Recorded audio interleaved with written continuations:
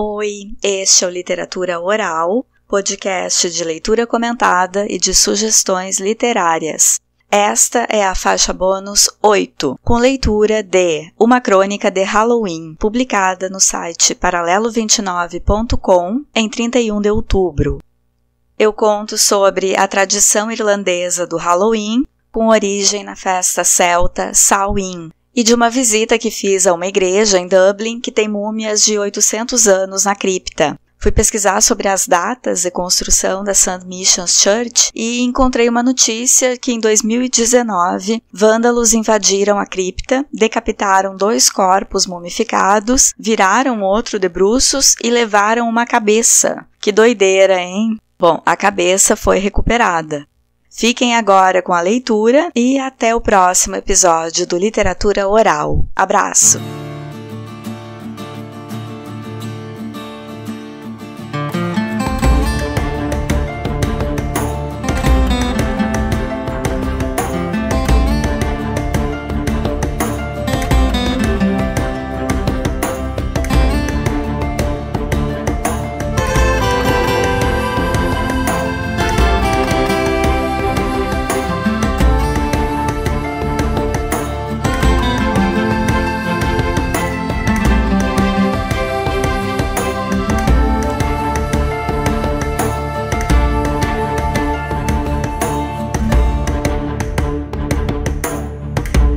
Uma crônica de Halloween. Pode parecer bizarro um ambiente festivo neste momento, ainda mais uma festa em que os trajes remetem a corpos decompostos. Porque o Brasil está hoje com mais de 607 mil famílias enlutadas pela Covid e outras tantas desesperadas pela morte da perspectiva e da dignidade, graças à ação de um governo que espalha fome. Mas a origem celta da celebração de Halloween tem muito mais a ver com vida do que com morte. É o fechamento de um ciclo, com os festejos marcando colheitas fartas e o recolhimento para o inverno vindouro no hemisfério norte. O Samhain, último dia de outubro, é a origem dessa espécie de carnaval de terror, popularizado no Brasil pelos cursos de inglês e com decoração nas cores laranja, roxo e preto. O povo celta vivia integrado à natureza e conservava certo misticismo, acreditando em dimensões paralelas, espíritos da floresta e na possibilidade da interferência dessas esferas no plano físico. No Samhain, a alma dos mortos poderia vir visitar os vivos. Só que nisso de abrir a fronteira entre os mundos de vivos e mortos, vinham também entidades malignas perambular pela terra. Por esse motivo, as pessoas usavam máscaras assustadoras para confundir os espíritos maus. No dia 1º de novembro, espíritos superiores adentrariam a nossa dimensão e do embate entre forças negativas e positivas resultariam mortos, numa simbologia de que um ciclo acaba para dar espaço a outro. Então, no equivalente ao dia 2 de novembro do calendário que usamos, eles homenageavam os mortos.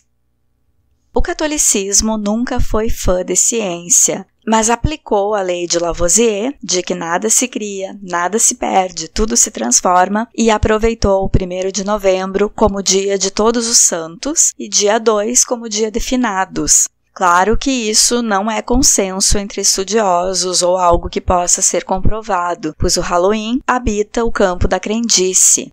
Ou habitava, até o tino comercial dos Estados Unidos transformar a tradição dos muitos imigrantes irlandeses em negócio e fazer do 31 de outubro uma festa lucrativa, em que pessoas fantasiadas tomam as ruas, decoram as casas com morcegos, aranhas, abóboras e crianças ganham doces, enquanto a TV exibe filmes com motosserras ensanguentadas atuando como serras elétricas.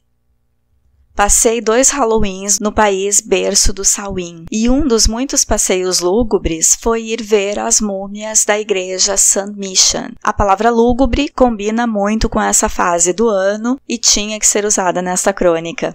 A pequena St. Mission's Church, no centro de Dublin, poderia até passar despercebida, já que é uma das muitas com arquitetura semelhante, comprimidas entre pubs típicos e prédios modernos na capital irlandesa. Dizem que a Irlanda tem um pub para cada dia do ano, e eu digo que tem uma igreja para cada dia seguinte ao pub.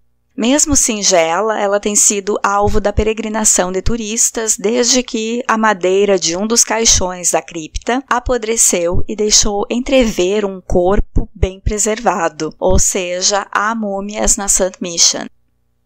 Muito antes dessa descoberta, o local valia a visita pela sua história. A construção teria sido feita pelos Vikings em 1095. O prédio virou igreja a partir de 1686 e desde 1724 possui um órgão famoso entre musicistas e apreciadores do instrumento. A cripta, no subsolo, continuou a ser usada muito depois dos Vikings como último endereço de revolucionários irlandeses mortos pela coroa britânica e personalidades dublinenses caras à Igreja Católica.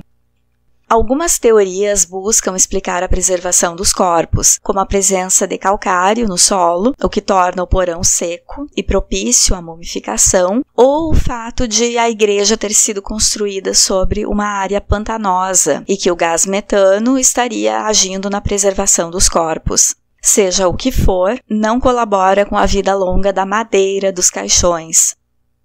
Entre os visitantes da cripta esteve um jovem Bram Stoker, e esse dia pode ter deixado uma impressão macabra, que anos mais tarde colaboraria na inspiração para Drácula.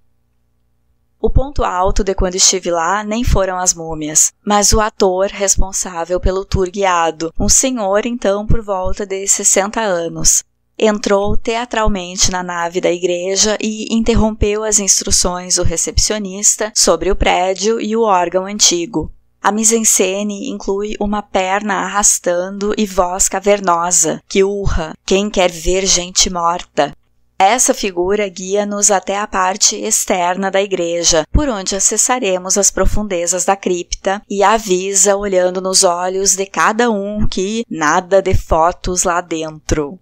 No primeiro degrau íngreme de pedra, rumo ao condomínio de defuntos, ele para e inspeciona os visitantes, questionando de onde são. E para cada resposta específica quanto ao país ou estado, ele decorou o nome dos 2 principais times de futebol locais. Sempre imbuído do personagem, inquiriu a mim se Grêmio ou Inter, ao escutar que minha origem é o Rio Grande do Sul. Não tinha nada a ver quebrar o clima de humor macabro irlandês sendo gentil e estragar a brincadeira de alguém que se importou em decorar os nomes dos times e locais com um "eu nem ligo pra futebol, não sou time nenhum". E assim, naquela vez, ser gremista foi a minha fantasia de Halloween por 3 segundos.